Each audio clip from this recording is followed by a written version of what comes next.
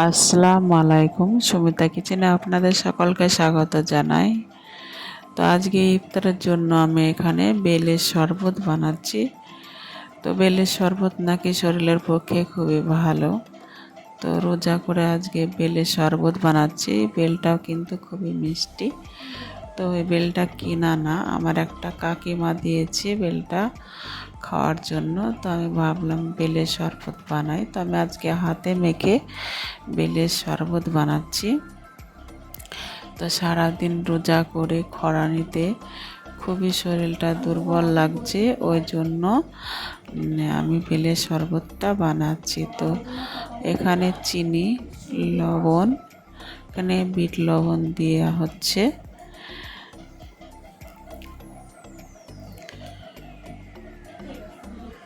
তো দিয়ে ভালো করে চিনিটা গলিয়ে নেব। তো এক টুকরো লেবুর রস দিচ্ছি এখানে।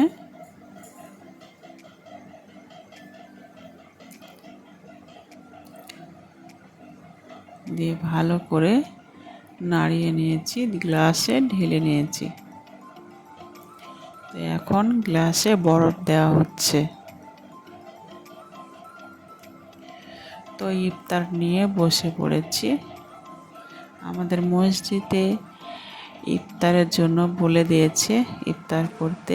তো আজকে খেজুর নাই, তাই এক টুকরো আপেল মুখে দিয়ে রোজাটা ভাঙলাম, মানে ইফতার করলাম। তো দেখুন এখানে যেগুলো আছে সেগুলো আপনাদের সাথে একটু শেয়ার করছি। তো শরবতটা খেয়ে নিলাম। ওদিকে আমার শাশুড়ি মা, মেয়ে আছে, তারাও খাচ্ছে।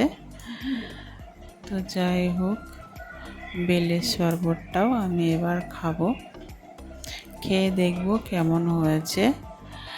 তো বেলের শরবতটা খেয়ে দেখলাম, মোটামুটি খারাপ না, ভালোই হয়েছে। তো আপনারা চাইলেও এই খরানিতে রোজার ভেতরে বেলের শরবত করে খেতে পারেন। তো একে একে ফলগুলো খাবো।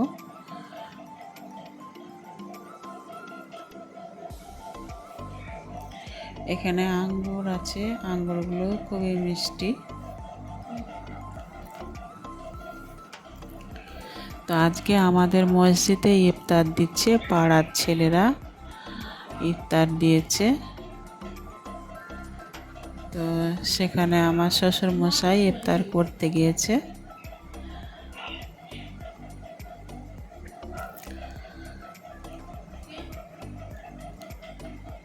তো আল্লাহ তাআলা যার যখন যেভাবে মাপায় সে সেরকমভাবেই খায়। তো আমাদের আজকে আল্লাহ তাআলা এরকমই নাস্তা রেডি করেছিলাম, তাই যেদিনকে যেটা মাপায় সেদিনকে সেটা দিয়ে আমাদের ইফতার সারি। তো এখানে ঠান্ডা জল নিয়েছিলাম, সে জলটাও খাচ্ছি। তো মসজিদে আমার শ্বশুরমশাইকে ফল দিয়েছিল আর বিরিয়ানি দিয়েছে, ফলগুলো খেয়েছিল আর বিরিয়ানিটা খায়নি, নিয়ে এসছে। সবাই তো বিরিয়ানি খেতে ভালোবাসে না, তো সেই জন্য বাড়িতে নিয়ে এসেছে। তো আমরা সবাই মিলে বিরিয়ানি অল্প অল্প করে খাবো। তো আমার এই ভিডিওটা যদি আপনাদের ভালো লেগে থাকে অবশ্যই লাইক, কমেন্ট, শেয়ার, সাবস্ক্রাইব করবেন। সুস্থ থাকবেন, আল্লাহর রহমতে রোজাগুলো রাখার চেষ্টা করবেন। আল্লাহ আপনাদের ভালো থাকুন, সবাইকে ভালো রাখুন।